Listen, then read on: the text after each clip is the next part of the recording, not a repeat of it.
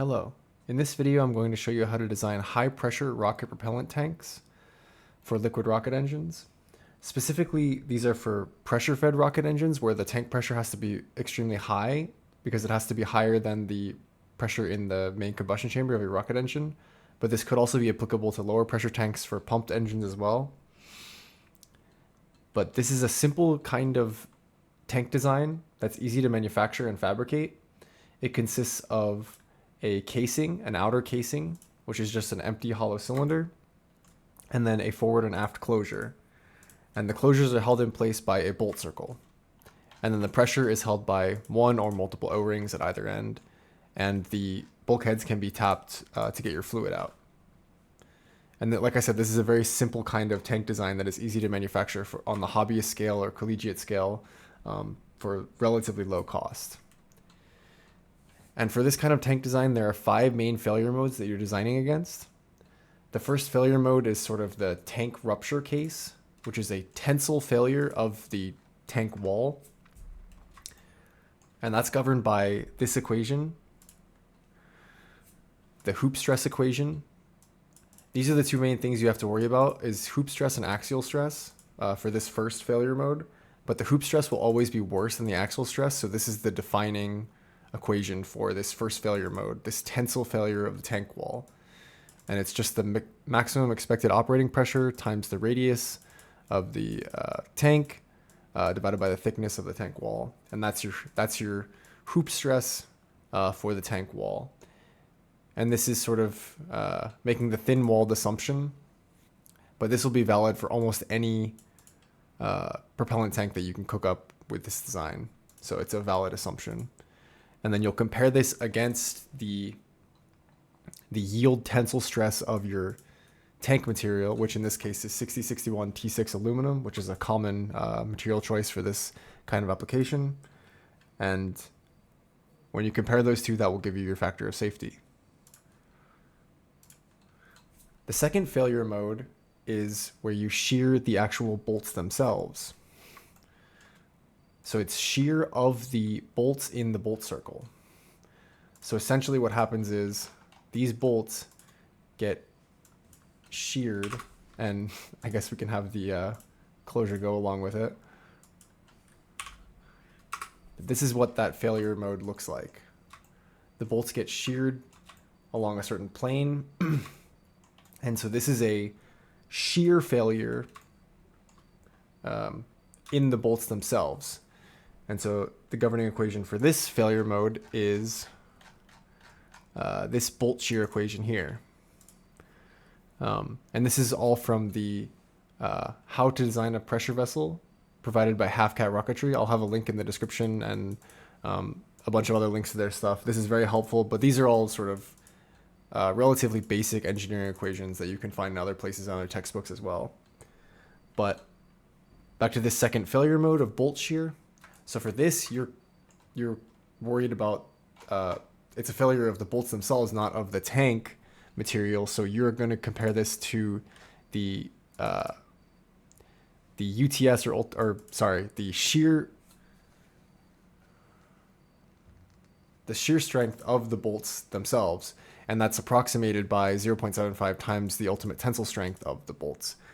But really what you're worried about is the shear strength of the bolts. So if you know the shear strength of the bolts, that's a better value to plug in here than the, but this is an approximation you can make, which is 3/4 of the ultimate tensile strength of the bolts themselves, not of the tank material. So not the 6061 T6 aluminum, but rather, whatever steel your bolts are made out of. And that will give you your factor of safety for that failure mode. So you sort of combine these 2 equations to get the factor of safety for this second failure mode that you're designing against. And this will sort of inform you about what kind of bolts you need and what size bolts you need, so that you have a decent factor of safety. And a common factor of safety, or common minimum factor of safety for this kind of application, is about 3, which means, even in your worst case, your worst failure case, you still have 3x margin, or your tank could basically hold 3 times as much pressure as your maximum expected operating pressure before any of the 5 failure modes triggers. and we'll get to the rest of the failure modes in a sec. But so those are the first two. The first one is just the rupture of the tank wall, tensile failure of the tank wall, and the second is the shearing of the bolt circle itself. Then the third failure mode is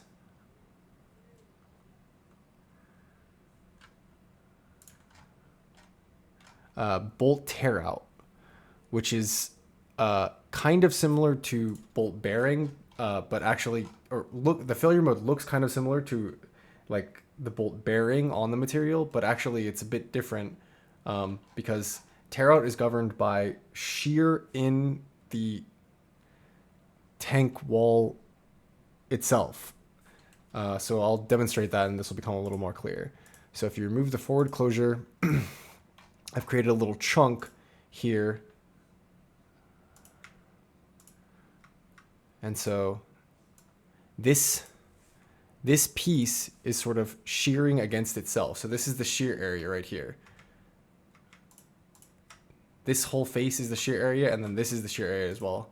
So if the bolt is, the pressure is, exerting a force on the bolt, and the bolt is exerting a force on this, and this is shearing against this face and this face. There's two shear areas per bolt because it's symmetric. So that's the real shear area. But in this case, we'll take the conservative shear area, as you can see. So we won't take the whole shear area. We'll take a more conservative approach, and we'll only use the just those shear areas. So this is the shear area, and so. For this is a shear failure of the tank wall material. So of the 6061 T6 aluminum, but using the yield shear stress of the material. So here are the governing equations for this. First, you find the force on a single bolt by dividing by the number of bolts, and then you do the tear out calculation. This is basically finding that shear area where E min is the distance from the top of the bolt hole. So you can see we're using this distance from the top of the bolt hole. So that's giving us this more conservative shear area than the actual true shear area. But it's always good to be, more conservative whenever there's a question like that. So that's the third failure mode, is bolt tear out. So even though it says bolt tear out, it's not actually the bolt bearing. It's not a bearing failure like on this bearing area here. That's a different separate failure mode. This bolt tear out is actually a shear failure in the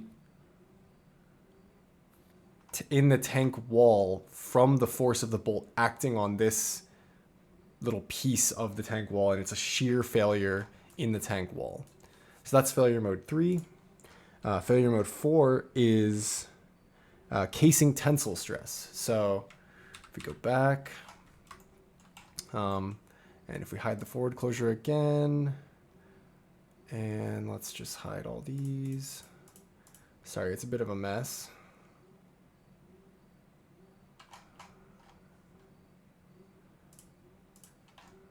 So this fourth failure mode is tensile failure in the tank wall casing. So basically what that means is you find the minimum area. So basically the minimum area is governed by sort of the center of all of your bolt holes, because that's where you're eating away the largest chunk of the case area. So this area right here in the center of all the bolt holes, add up all these little chunks, and that's your minimum area. And that's where, if the tank is to fail in, if the casing is to fail in a tensile failure, it would be at the minimum. It would occur at the minimum area, and this is the governing equation to find all those areas. Add them all up. It's governed by the bolt major diameter, because you're subtracting that area essentially from the total, and This is a tensile failure of the casing material, so you are comparing it to the yield tensile strength of the casing material, which in this case again was 6061 T6 aluminum. So it's not the bolt, it's the casing. And then the fifth and final failure mode that you're designing to is the bearing stress, like I mentioned before. So this is actually bearing stress of the bolt on that bearing area.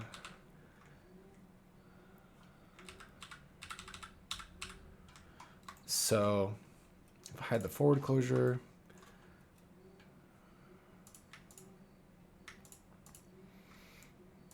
so it's basically like what I showed before. It's the bolt itself is bearing down on this bearing area, and you can sort of make the assumption that it's not actually threaded, but this is the bearing assumption, and you're comparing it to the bearing yield strength of the material, or of the 6061 T6.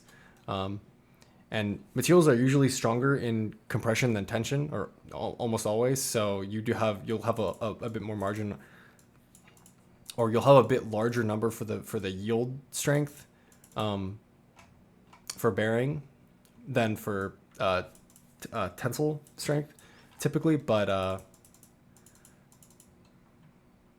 also the bearing area is going to be smaller than some of the other areas. So again, you're using the force of the bolt that you calculated earlier, and the bolt major diameter, and that will give you the bearing stress. So that's the fifth and final failure mode that you're designing against. And I just wanted to show you an example of what a bearing failure looks like. This is some pictures I took at the gym, and you can see that the weights, the pins that sort of take the whole load of all of the weight stack have bared into this metal box beam over time and caused ductile bearing failure over time for this weight machine at the gym, which I thought was kind of interesting. So this is kind of the failure that you would see in this case, in this bearing stress case. And so essentially you can take all of these 5 different failure modes, plug them all into a spreadsheet, and find the factor of safety for every single failure mode, and that will tell you in which way your tank will fail first. And if all your factors of safety are above 1, then you have a valid tank design, although maybe not a safe tank design unless they're 2.25 to 3 factor of safety for every single failure mode. Then you might have a halfway decent tank design. And it's very helpful to know in which way your tank will fail first, and because you might have there may be some more desirable failure modes than others. For example, it may be more desirable for bearing stress to be your primary failure mode. Like in this case, in the nitrous oxide case. So here's the nitrous oxide tank. You can see the tank rupture, or the yield of the tank wall from pressure is 2.38 factor of safety, and the bearing stress, at least for yield, is 2.298. So this actually, according to these calculations, the bolt bearing on that small bearing area should be the first failure mode that occurs. And that may be desirable because you may want to eject one of the bulkheads, if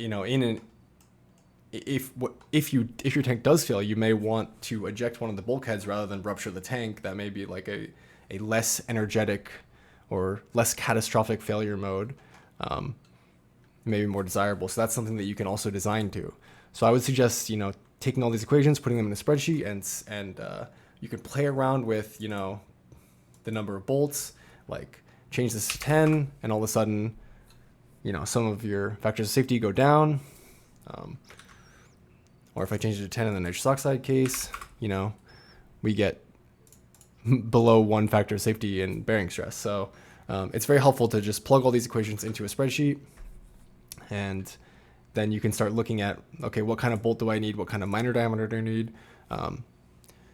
What's like, some bolts have higher UTS than others. So this is all sort of based on these 5 governing failure modes. And it's kind of helpful to see them visualized here in CAD, or at least I found it helpful, so hopefully you do too. And I will link the Half Cat Rocketry PDF in the description and some other resources as well. But those are the 5 governing failure modes, and good luck and be safe.